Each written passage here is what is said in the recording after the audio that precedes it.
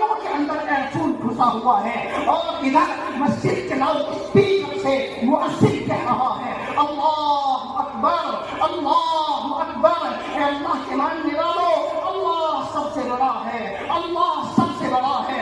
اشہد ان لا الہ الا اللہ۔ اے محمد کے ماننے والوں، اشہد ان محمد رسول اللہ۔